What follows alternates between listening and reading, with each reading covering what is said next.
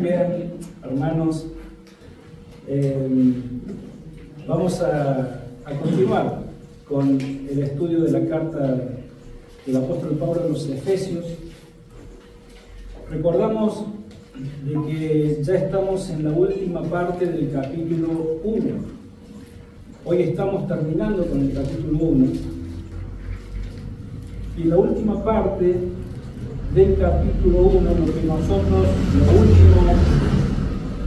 que hemos venido viendo es esta oración que el apóstol Pablo hace a Dios, en parte en agradecimiento, y después va a pasar a interceder por los hermanos de la iglesia en Éfeso.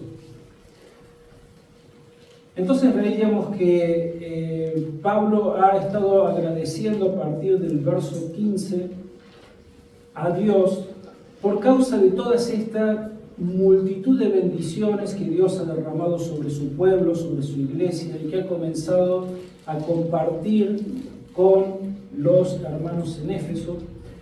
Pero también Pablo ora en una actitud de agradecimiento a Dios porque la fe de estos hermanos era auténtica. ¿Se acuerdan que estuvimos viendo que ya habían pasado 7 años desde que Pablo había llegado a Éfeso, funda la iglesia, planta la iglesia, deja líderes allí, él después se despide, ahora está escribiendo desde la prisión, y en todo este tiempo han pasado 7 años y Pablo ha recibido noticias de cuál era la condición espiritual, la salud espiritual de los hermanos, y él estaba muy contento y agradecido porque ellos se mantenían firmes en la fe que ellos habían abrazado, la fe en el Señor Jesucristo. Habían creído en Jesús, se acuerdan, no solamente como Salvador de sus almas, sino también como su Señor.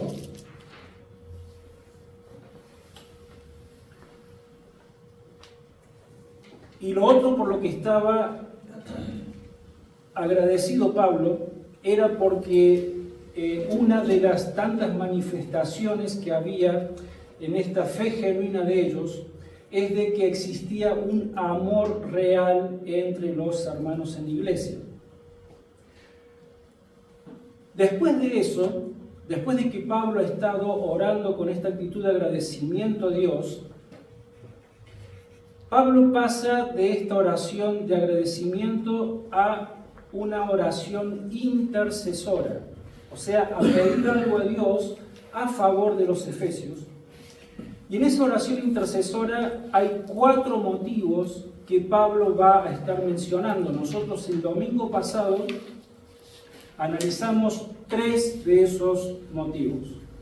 Y vimos que el primer motivo por el cual Pablo comienza ahora a interceder, después que le agradece a Dios, ahora comienza a interceder por los hermanos de Éfeso, para que ellos puedan entender mejor quién es Dios. Y estuvimos hablando de eso.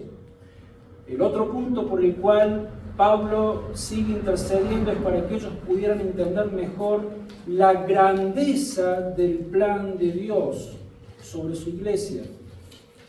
Y lo tercero y último que vimos el domingo pasado es de que Pablo intercede también en esta oración a Dios para que ellos pudieran entender mejor la grandeza del poder de Dios.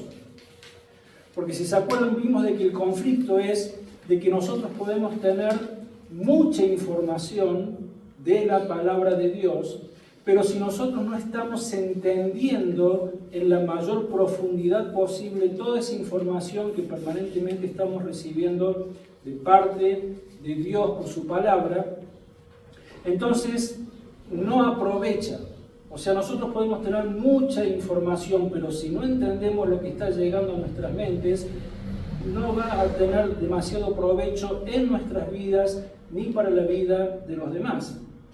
Entonces, si nosotros no estamos entendiendo de que cuando Dios salva a una persona, lo hace no solamente para bendecirlo con toda esta catarata de bendiciones espirituales que las comenzamos a disfrutar en esta vida y por supuesto después por el resto de la eternidad, Digo de que si no entendemos de que cuando Dios nos salva no es solamente para esto, sino que también nos salva para que nos involucremos en todo lo que tiene que ver con la extensión de su reino, con la proclamación de este mensaje que un día llegó a nuestros corazones. Por eso pudimos conocer la salvación de Cristo, por eso ahora somos de Cristo. Y bueno, el Señor dice que así como un día alguien nos trajo ese mensaje a nosotros, pues ahora nos toca a nosotros involucrarnos en seguir proclamando el mensaje para todos aquellos que todavía no conocen la salvación del Señor. Entonces, si nosotros no entendemos de que el plan de Dios, la obra salvadora de Dios, incluye todo eso, entonces no estamos entendiendo realmente lo que significa el plan de Dios para nuestras vidas. Y esto es lo que Pablo quiere hacerles entender. Esta es la razón por la cual Pablo ora por los efesios y por supuesto por extensión Pablo ora para que Dios abra los ojos de los efesios y por extensión también los nuestros. Entonces ahora vamos a analizar la cuarta razón por la cual el apóstol Pablo ora intercediendo a Dios por los efesios. Y lo que vamos a ver hoy, la última razón de esta oración intercesora, y con esto terminamos el capítulo 1 de la carta a los Efesios, es para que podamos entender mejor la grandeza de la persona de Dios, la grandeza de la persona del Señor Jesucristo. Entonces, vamos a leer en la carta a los Efesios, en el capítulo 1, y si bien hoy vamos a estar analizando los versos 21 al 23, vamos a leer desde el 15, porque en el 15 es donde Pablo comienza con su oración. Entonces Pablo ha dicho: por esta causa, también yo, habiendo oído de vuestra fe en el Señor Jesús y de vuestro amor para con todos los santos, no ceso de dar gracias por vosotros, haciendo oración, haciendo memoria de vosotros en mis oraciones, para que el Dios de nuestro Señor Jesucristo, el Padre de gloria, os dé espíritu de sabiduría y de revelación en el conocimiento de Él, que alumbre los ojos de vuestro entendimiento, para que sepáis cuál es la grandeza a que Él os ha llamado, cuáles las riquezas de la gloria de su herencia en los santos, y cuál la extraordinaria grandeza de su poder para con nosotros los que creemos, según la acción de su fuerza poderosa. Esta fuerza operó en Cristo, resucitándolo de los muertos y sentándolo a su derecha en los lugares celestiales, sobre todo principado y autoridad, poder y señorío, y sobre todo nombre que se nombra, no solo en este siglo, sino también en el venidero. Y sometió todas las cosas debajo de sus pies, y lo dio por cabeza sobre todas las cosas a la Iglesia, la cual es su cuerpo, la plenitud de aquel que todo lo llena en todo. Vamos a pedirle a nuestro Dios que nos ayude a poder entender la palabra que Él tiene hoy para nosotros. Vamos a orar.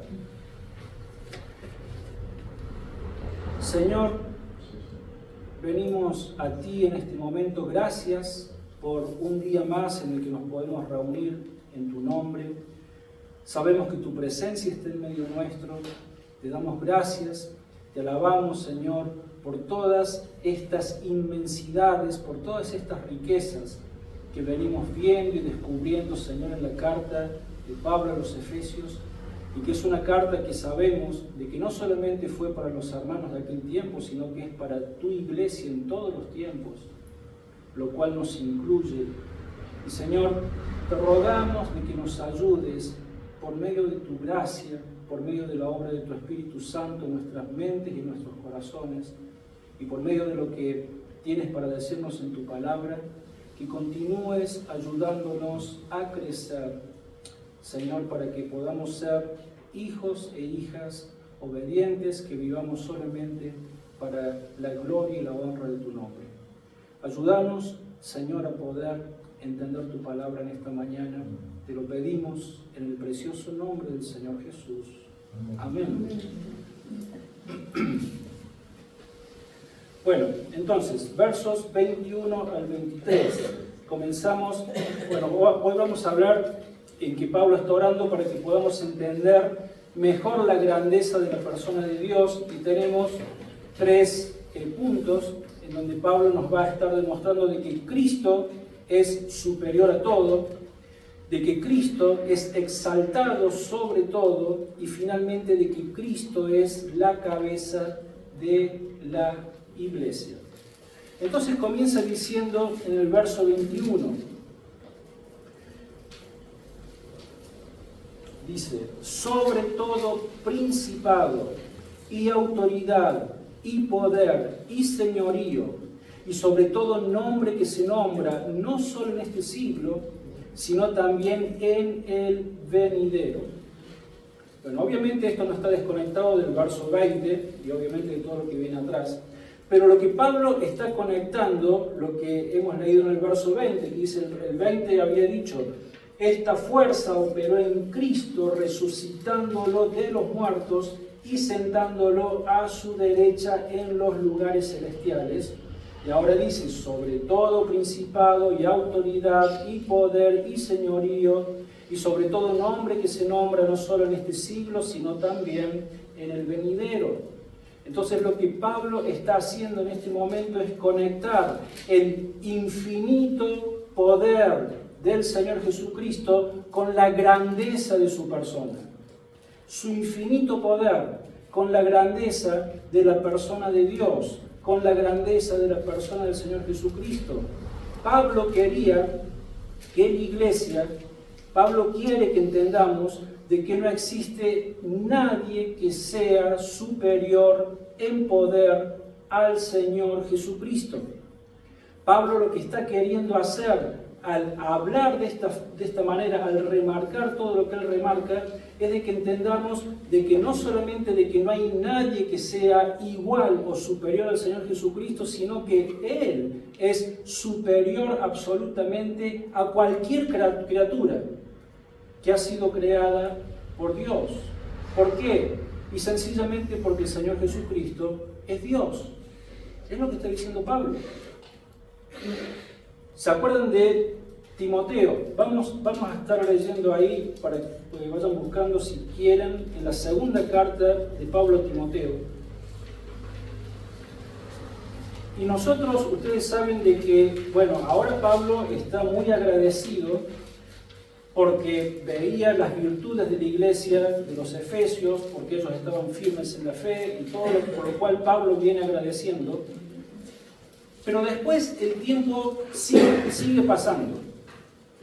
Después de que Pablo le escribe esta carta a los Efesios, el tiempo va a seguir pasando y en la iglesia de Éfeso comienzan a infiltrarse falsas doctrinas, y por causa de las falsas doctrinas también comienzan a haber comportamientos indebidos dentro de la iglesia.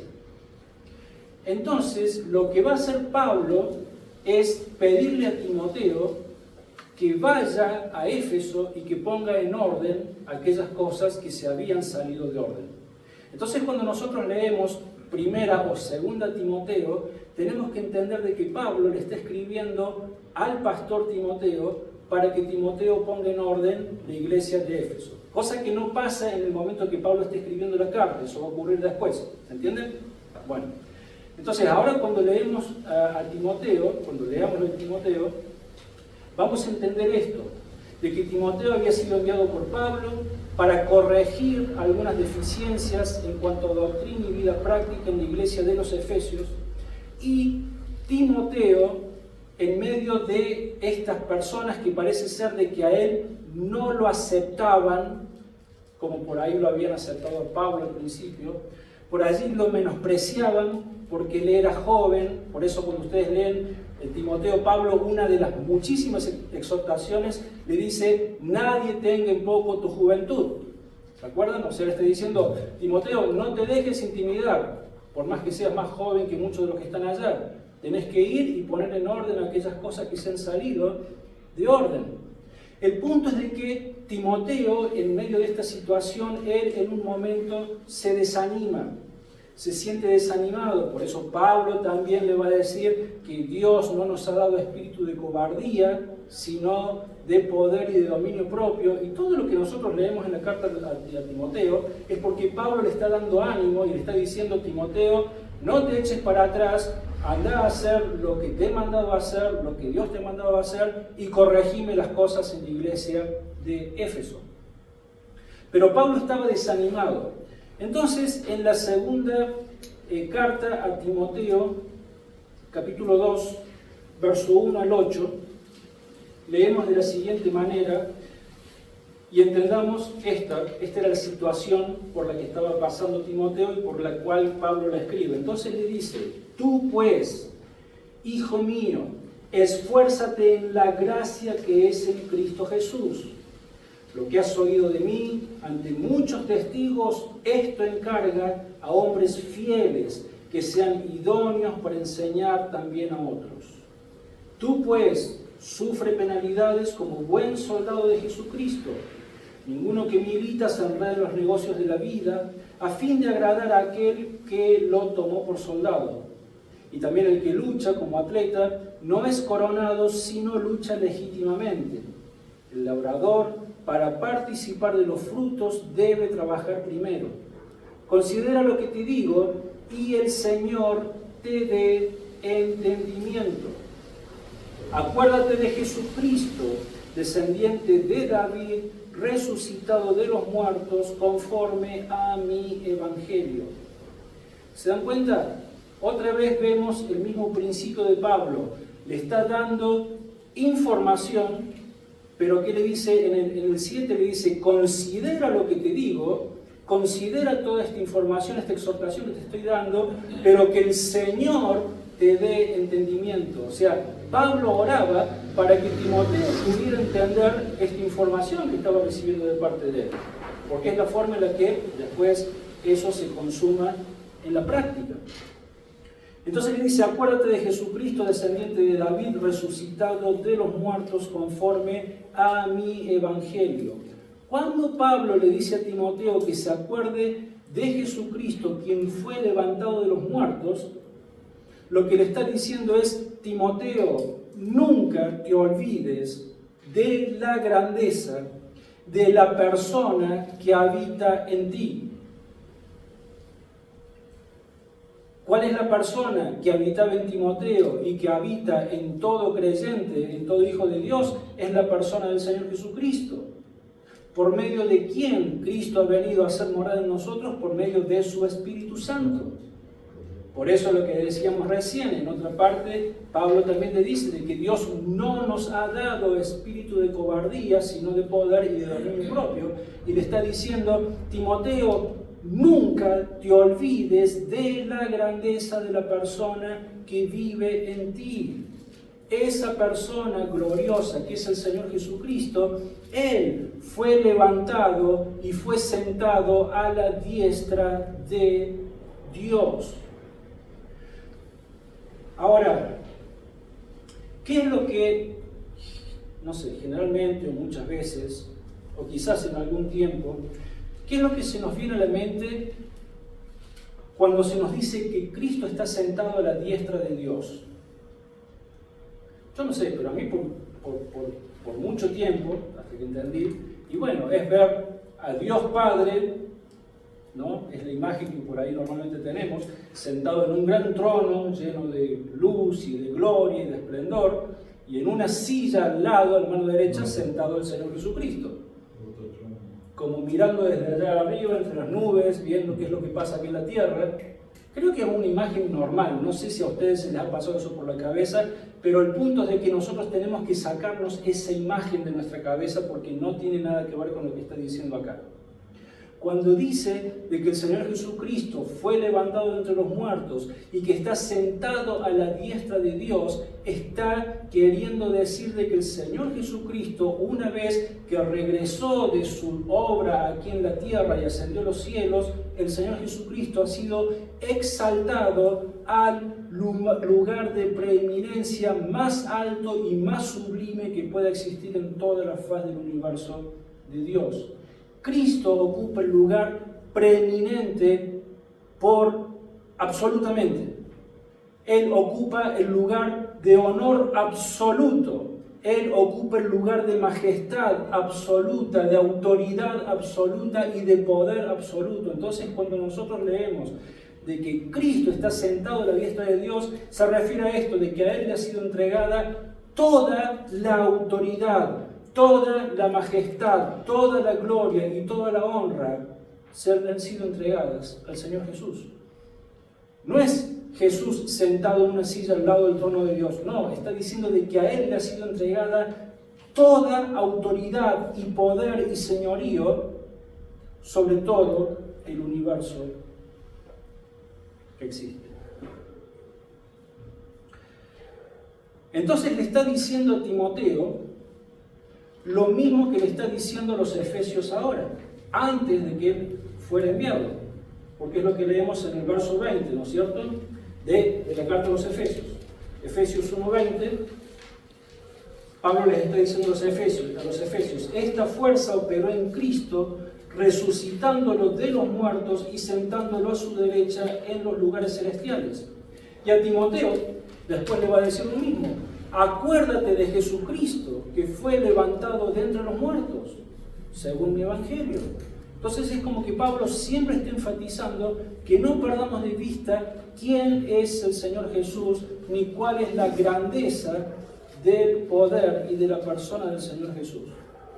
Ahora bien, en esta carta a los Efesios, no solo Pablo les acaba de decir de que Cristo fue levantado con poder para volver al cielo y estar allí sentado a la diestra de Dios, sino que dice de que el poder de Cristo, que Cristo tiene es sobre todo principado y autoridad y poder y señorío y sobre todo nombre que se nombra, no solo en este siglo, sino también en el venidero. La pregunta es, ¿qué es esto de principados, de autoridad, de poder, de señoríos, de toda esta lista que Pablo menciona acá? Estos eran términos que se usaban en aquel tiempo para designar los distintos rangos que ocupaban los ángeles de Dios, los distintos seres angélicos. Nosotros entendemos, ya lo vamos a ver, creo que ahora vamos a leer algo de eso, pero después lo vamos a ver cuando lleguemos allí en la carta de los Efesios, que hay distintos rangos de autoridad en el ejército angelical celestial de Dios. No todos los ángeles ocupan el mismo lugar de honor, ni de poder, ni de autoridad. Hay distintos rangos. Así lo ha ordenado Dios. Entonces, eran términos que se utilizaban justamente para esto, para hacer referencia a estos seres angelicales de acuerdo al rango de autoridad y poder que habían recibido de parte de Dios cada uno de ellos. Entonces, lo que Pablo está queriendo que los creyentes de Éfeso entendieran es de que si bien hay ángeles que han sido creados de Dios y que son sumamente poderosos, pues ellos querían de que entendieran de que Cristo es infinitamente más poderoso que cualquiera de estos ángeles. Por eso le dice de que Cristo tiene poder sobre todo principado y autoridad y poder y señorío, etc. Principados, ángeles. Entonces ellos quieren que entiendan de que Cristo tiene poder infinitamente más grande en excelencia y gloria que cualquier ángel de Dios, pero también que cualquier ángel caído e incluso Satanás. Porque la carta de los Efesios también habla de eso. Ahora, ¿por qué Pablo está hablando de esto ahora? ¿Por qué lo conecta? ¿Por qué está intercediendo en su oración, donde antes, primero agradecido, pero después, acuérdense, estamos en medio de esta oración intercesora, Pablo está orando para que ellos tengan un mayor entendimiento de la grandeza de Dios, de quién es Dios, de la grandeza de su plan, de la grandeza de su poder, ahora de la grandeza de la persona del Señor Jesús. ¿Y por qué sale con esto? Porque existe otra realidad. O sea, no solamente necesitamos que Dios abra nuestro entendimiento para que podamos entender en profundidad toda la información que recibimos de la palabra de Dios. Entonces necesitamos que Dios obre en nuestras mentes y corazones, por eso Pablo ora a Dios. Existe otra realidad que a veces impide que nosotros podamos entender todo lo que Dios nos dice en su palabra. Y esta realidad es de que existe una guerra que es real y que es espiritual. Hay una guerra espiritual, y Pablo tiene mucho que decir de esto en la carta a los Efesios. Existe una realidad, una verdad espiritual que impide que los hijos de Dios podamos vivir plenamente conforme a la voluntad de Dios y al plan que Dios tiene para la vida de cada uno de manera individual, pero sobre todo de manera corporativa dentro de lo que es el cuerpo de la iglesia. Hay una resistencia satánica que se levanta contra la iglesia del Señor Jesús para que no hagamos lo que Dios nos ha mandado hacer. Vamos a Efesios, al final del capítulo 6, vamos a leerlo ahora de pasada, cuando lleguemos allí nos entendremos con más detalles, pero en Efesios capítulo 6, versos 10 al 12,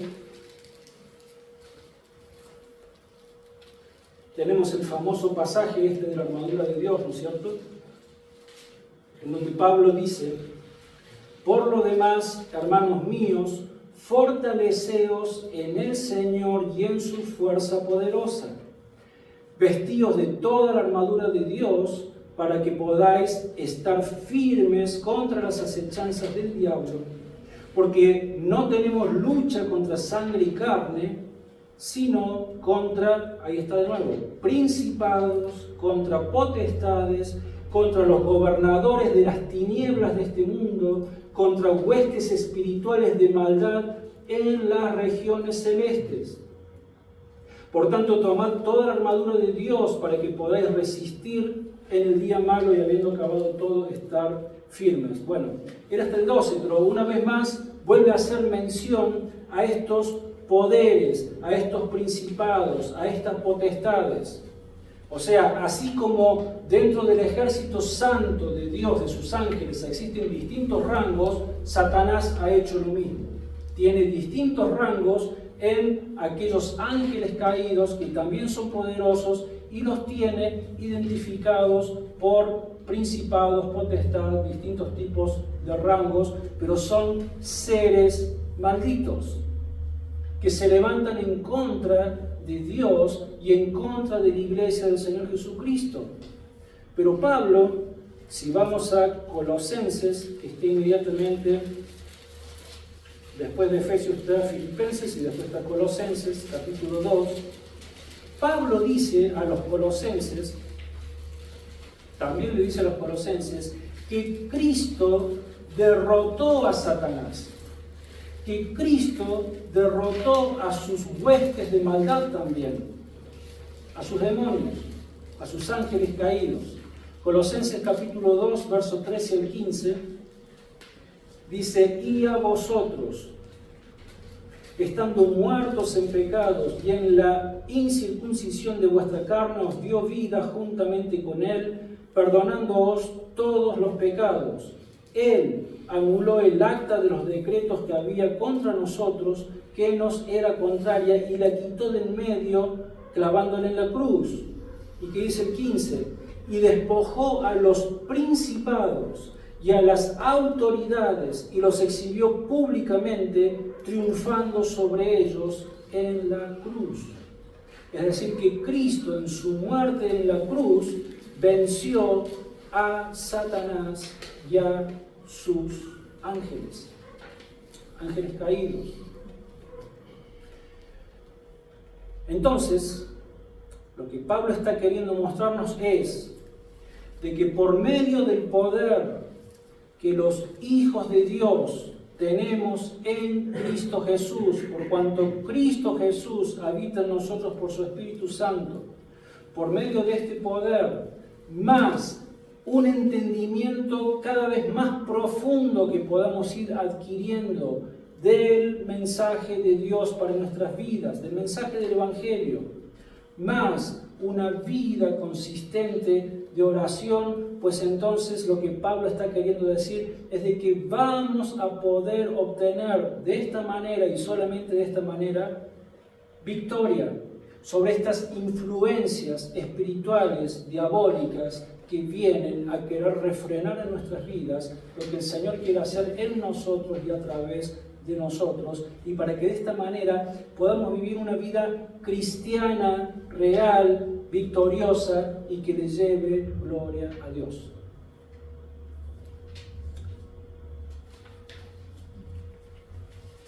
¿Qué es lo que dice Efesios 6, 13 y 18?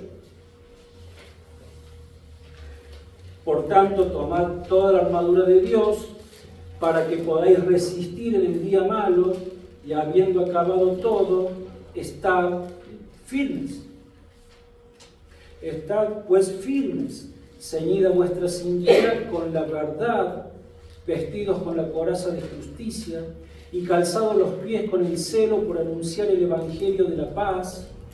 Sobre todo, tomar el escudo de la fe, con que podáis apagar todos los dardos de fuego del maligno. Tomad el yelmo de la salvación y la espada del Espíritu, que es la palabra de Dios. Orad en todo tiempo, con toda oración y súplica en el Espíritu, y velad en ello con toda perseverancia y súplica por todos los santos. Hermanos, esto es la vida cristiana. Estamos en medio de una guerra. Existe una guerra espiritual. Satanás y sus demonios van a hacer todo lo posible para que la iglesia del Señor Jesucristo no prospere en sus caminos, y para eso se va a levantar de muchas maneras para desviarnos a nosotros del propósito por el cual Dios nos ha salvado. Y Pablo nos advierte de estas cosas. Esto no es nuevo, esto ha existido siempre, desde Adán y Eva. Allá comenzó la guerra espiritual. Entonces, lo que Pablo está diciendo está bien, existe esta guerra, existe esta oposición, hay lucha, hay guerra, hay oposición, no es fácil. Pero ¿saben qué? Jesús está por encima de cualquier principado, poder o autoridad. Jesús es infinitamente más poderoso que cualquier ángel, ya sea un ángel santo, o sea un ángel caído, o sea el mismo Satanás. Jesús está por encima en poder y autoridad. También sobre cualquier persona en esta vida y en esta tierra. Por eso dice, sobre cualquier nombre o título o rango en este siglo o en el venidero. Cristo está por encima de todo eso. No pierdan su vista de Cristo, puestos los ojos en Jesús, como dice el autor de los Hebreos.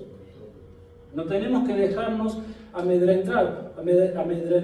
Obviamente, de que a veces nos desanimamos, sí, somos seres humanos. No quiere decir de que con esto andamos como Superman y que somos, que no nos afecta nada. No.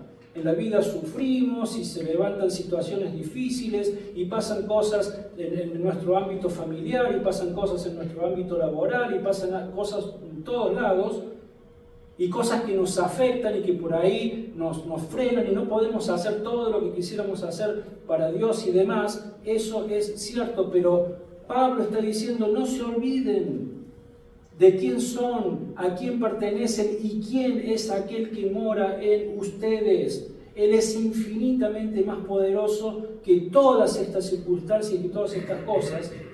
Entonces, en medio de todo esto, tenemos que seguir manteniéndonos firmes. Porque Cristo está por encima de todo esto. Y no solo esto, sino que dice de que también Cristo ha sido exaltado sobre todo y sometió todas las cosas bajo sus pies. Con esto pasamos al segundo punto, en donde dice de que Cristo es exaltado sobre todo. En el verso 22, la primera parte del verso 22, Efesios 1, 22, dice, y sometió todas las cosas debajo de sus pies. estar leyendo el Salmo 8. Y lo que ocurre es de que 900 años antes de que el Señor Jesucristo naciera en este mundo,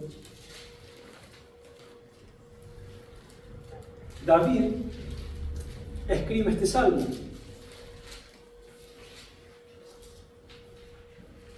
Y David afirma justamente lo que está diciendo ahora Pablo.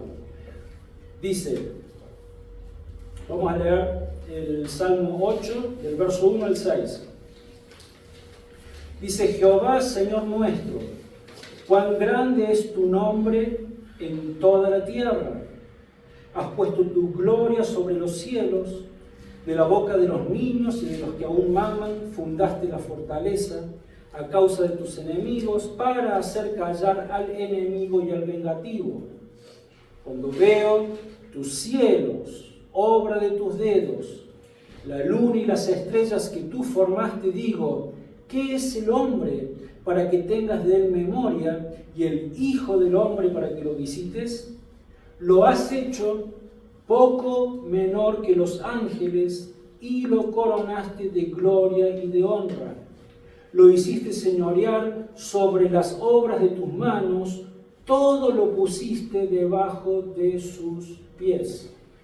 Ahí está la frase de nuevo. Todo lo pusiste debajo de sus pies. Ahora, si nosotros miramos del momento que David escribe el Salmo para atrás, para el tiempo anterior, David, el salmista, está haciendo referencia a Adán. Está diciendo de que Dios creó a Adán, de que lo coronó, lo hizo menor que los ángeles, ¿sí? Lo coronó de gloria y de honra por cuanto lo puso para gobernar y reinar sobre la tierra, lo hizo señorear sobre las obras de sus manos. ¿Se acuerdan? Le dijo a Adán, andá, hace esto, hace lo otro, poner el nombre de los animales y demás, y todo lo puso debajo de sus pies. El problema es de que Adán perdió esa autoridad. La perdió en el momento que él cedió a la tentación de Satanás. Al momento que Satanás, en lugar de escuchar y obedecer a la voz de Dios, escucha y obedece a la voz de Satanás, allí Adán pierde su autoridad y Adán no pudo cumplir con los propósitos que Dios le había encomendado. Pero si nosotros miramos hacia adelante, el Nuevo Testamento, y específicamente el autor de la carta a los Hebreos, por eso vamos a estar leyendo Hebreos capítulo 2, versos 6 al 9, el autor de la carta a los Hebreos va a citar este salmo. Pero ahora el autor de la carta a los Hebreos no se va a referir a Adán, sino que se va a referir a Jesús. Y cita el Salmo para decir que Cristo fue hecho menor que los ángeles, y tengamos mucho cuidado con esta, porque hay muchos que se toman de este pasaje para decir, viste que Cristo es un ser creado, que no es igual a Dios, incluso acá dice que es menor que los ángeles. Bueno, lo que acá está diciendo el autor de los Hebreos no es eso. Lo que está diciendo es de que en su aspecto, en su parte humana, Cristo sí es menor que los ángeles, pero Cristo siguió siendo Dios. Cristo era 100% hombre y 100% Dios. Es Dios que se hizo hombre. Entonces, el autor de la carta de los Hebreos solamente lo limita a la parte humana de Jesús, pero usando el mismo salmo que David escribió haciendo referencia a Adán. El autor de los Hebreos se refiere a Cristo y dice de que quien, por causa de que se hizo hombre, pero dice de que Jesús sí cumplió con los propósitos de Dios. A diferencia que Adán.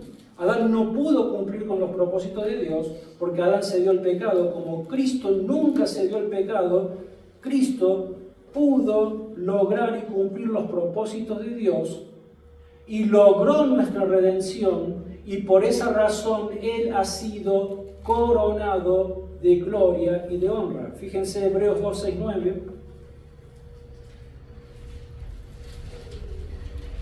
Dice al contrario, quien testificó en cierto lugar diciendo, y está citando al Salmo de David, ¿qué es el hombre para que te acuerdes del ser humano, para que lo visites? Lo hiciste un poco mejor que los ángeles, lo coronaste de gloria y de honra, y lo pusiste sobre las obras de tus manos. Todo lo sujetaste bajo sus pies, en cuanto le sujetó todas las cosas, nada dejó que no le sea sujeto, aunque todavía no vemos que todas las cosas le sean sujetas. Pero vemos a aquel, se está refiriendo a Cristo, que fue hecho un poco mejor que los ángeles, a Jesús, coronado de gloria y de honra a causa del padecimiento de la muerte, para que por la gracia de Dios experimentara la muerte por todos. ¿Se dan cuenta? El autor de la carta a los Hebreos cita el Salmo de David, no para referirse solamente a Adán, sino para referirse a la obra de Cristo a favor nuestro. Dice, Cristo ha sido coronado de gloria y de honra gracias a que Cristo sí cumplió con los propósitos de Dios a favor nuestro. Y el autor de los Hebreos, ya que estamos allí, fíjense Hebreos 1, 1, 4, también dice de que Cristo es infinitamente superior a los ángeles. Hebreos capítulo 1, verso 1 al 4 dice, allí comienza la carta a los Hebreos y dice, Dios, habiendo hablado muchas veces y de muchas maneras en otro tiempo a los padres por los profetas, en estos últimos días nos ha hablado por el Hijo, a quien constituyó heredero de todo y por quien asimismo hizo el universo.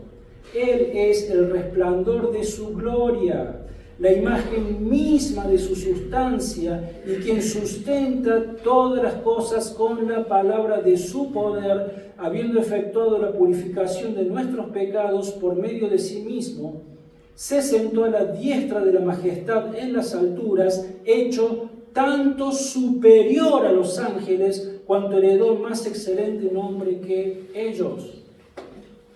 Así arranca Hebreos, nada más ni nada menos. Cristo, dice, es por quien Dios nos ha hablado en este tiempo. Cristo es la imagen misma de Dios. Cristo es aquel por quien fueron creadas todas las cosas. Cristo es quien hizo el universo.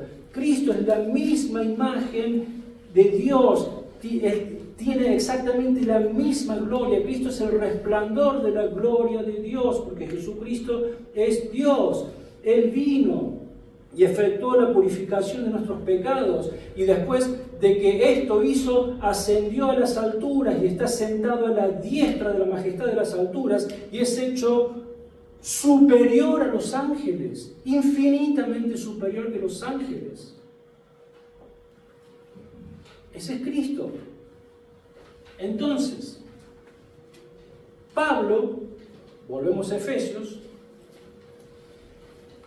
1:22, Pablo también está citando el mismo Salmo. Entonces es la tercera vez que encontramos el Salmo o parte del Salmo en la palabra de Dios. Porque Pablo cita el Salmo 8, verso 6, cuando le dice a los efesios, y sometió todas las cosas bajo sus pies.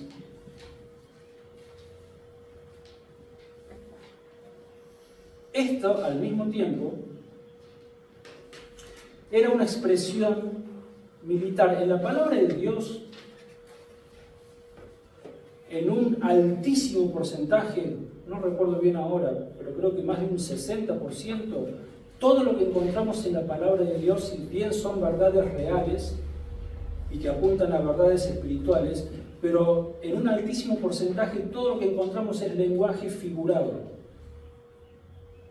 Entonces acá lo que se está usando cuando dice y sometió todas las cosas bajo sus pies, está usando la imagen o la figura de una expresión militar que usaban los militares de los ejércitos, que conquistaban permanentemente tierras y naciones y reyes. ¿Se acuerdan que en el Antiguo Testamento era permanentemente esto, sobre todo el Imperio Romano?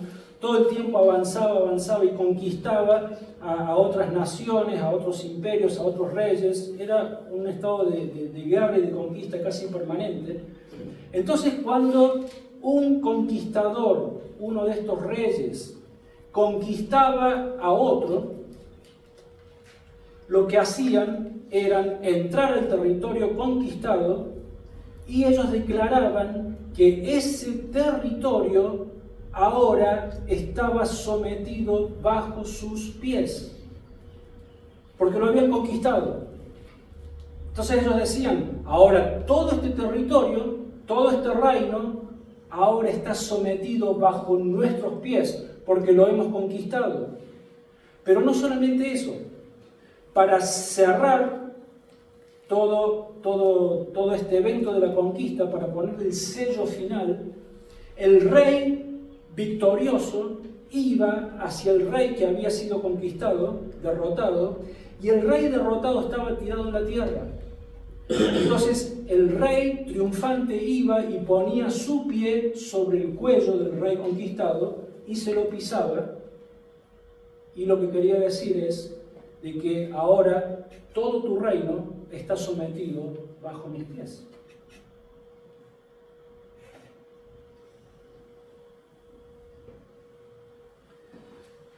Entonces lo que Pablo está diciendo es de que Cristo es el vencedor de nuestro mayor enemigo y de su mayor enemigo, que es el diablo y Satanás.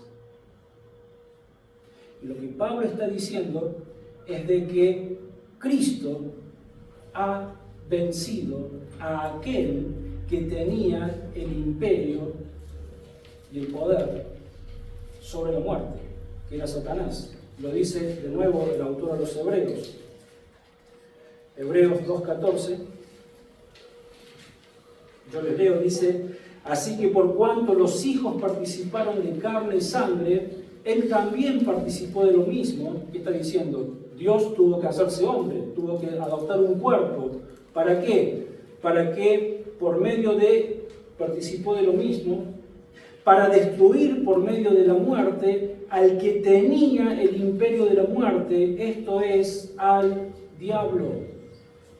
Está diciendo, Dios se hizo hombre, adoptó un cuerpo de carne y sangre, y por medio de su cuerpo fue necesario que adoptara un cuerpo para que pudiera ofrecerse en sacrificio por nosotros y morir en la cruz. Y cuando Cristo murió en la cruz, allí Cristo obtuvo la victoria sobre aquel que tenía el imperio de la muerte, esto es, el diablo. Todo ha sido sometido bajo los pies de Cristo.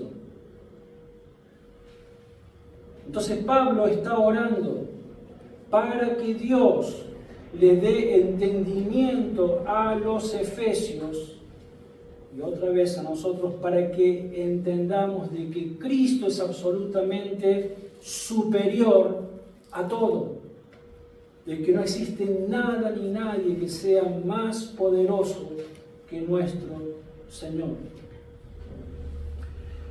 Y no solamente esto, sino para que entendieran ellos de que Cristo es la cabeza de la iglesia.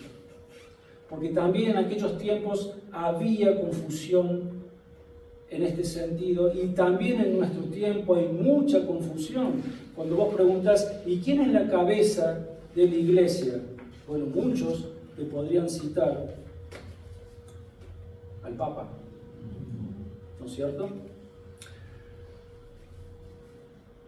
Cristo es la cabeza de la iglesia, por eso termina diciendo,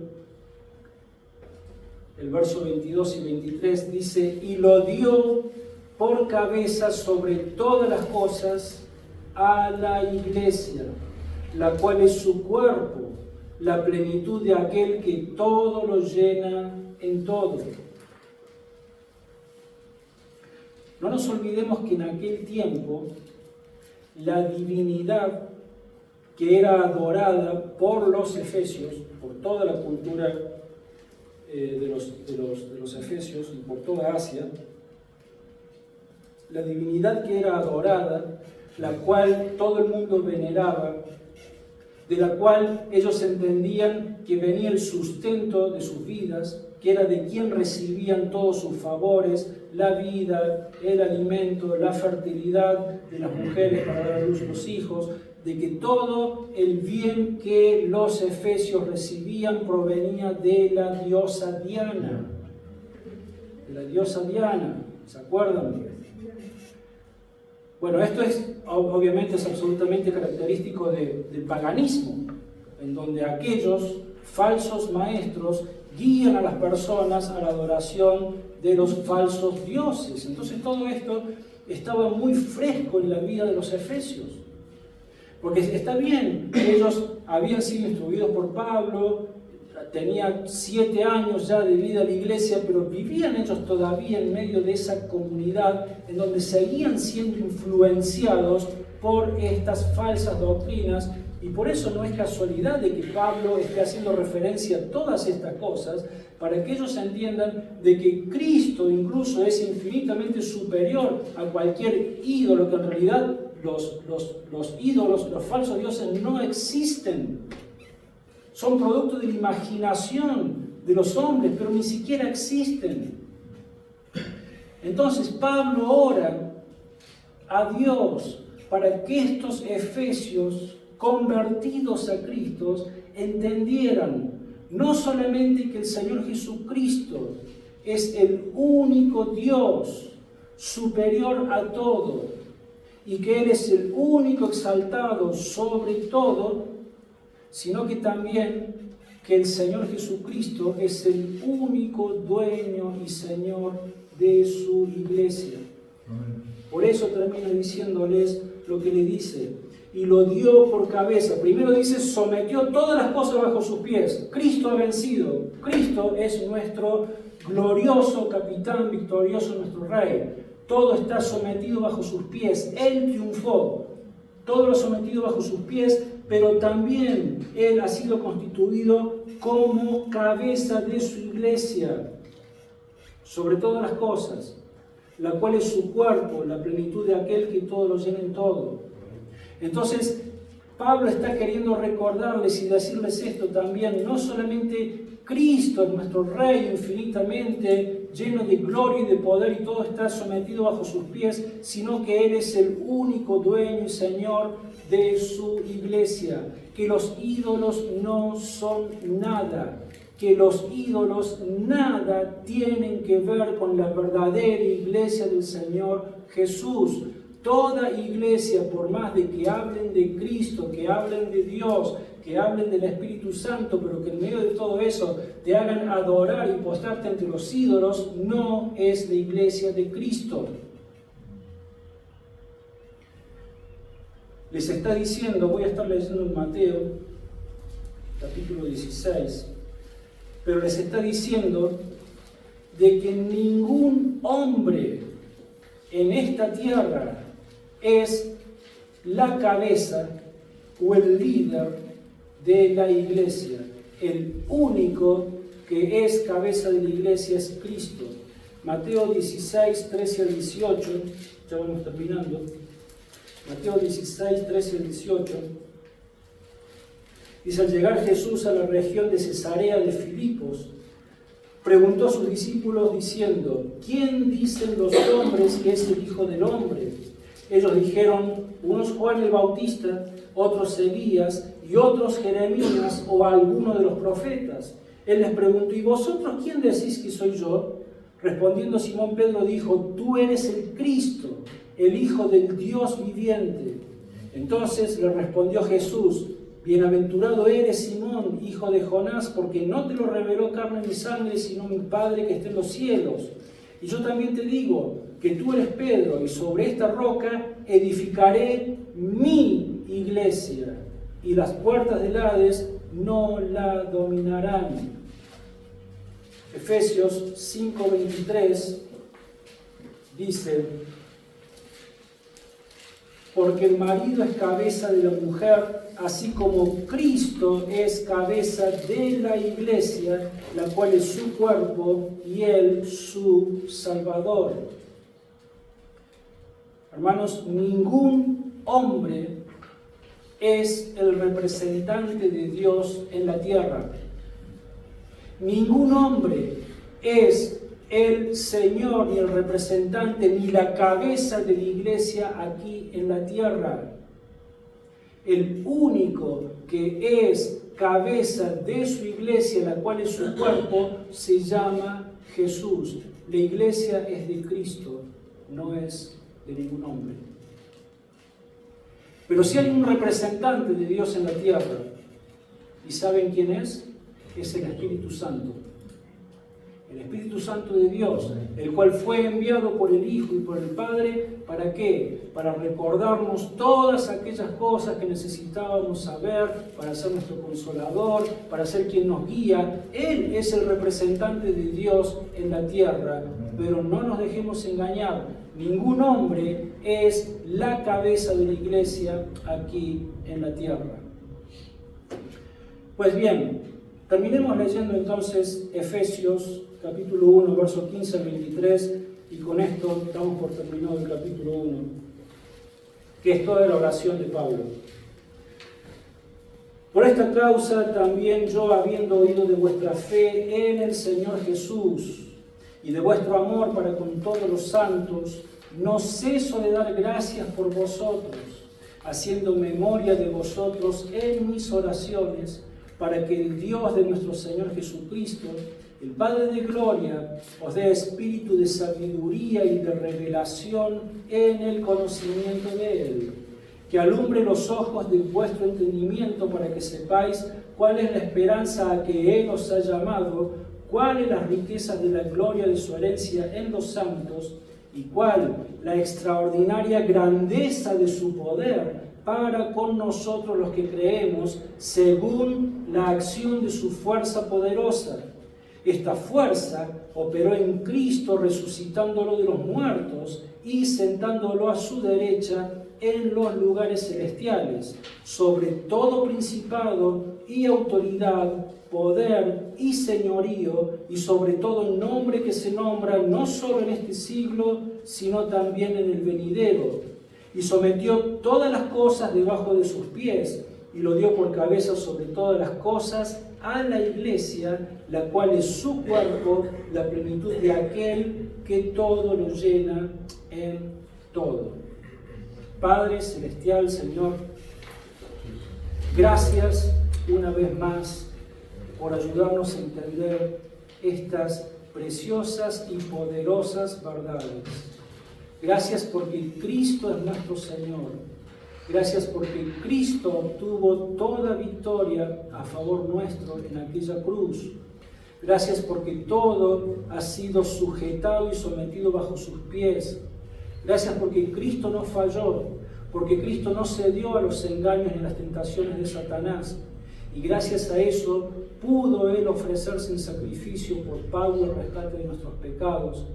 Y Señor, sabemos de que por ser Él el Señor absoluto de la iglesia y de todo lo creado, Señor, estamos absolutamente seguros, confiados, y nuestra esperanza es firme, porque sabemos de que nuestro Señor glorioso, triunfante, Rey de Reyes y Señor de Señores, nos está guiando camino a casa, día a día, aún en medio de dificultades, aún en medio de la oposición que Satanás levanta, Señor, contra la iglesia, pero en medio de todo eso, nuestro poderoso capitán y Rey y Señor está de nuestro lado y nosotros estamos en Él, y eso nos llena de gozo, de valor, de esperanza, Señor, y nos motiva a seguir caminando hasta que podamos estar del otro lado de la gloria.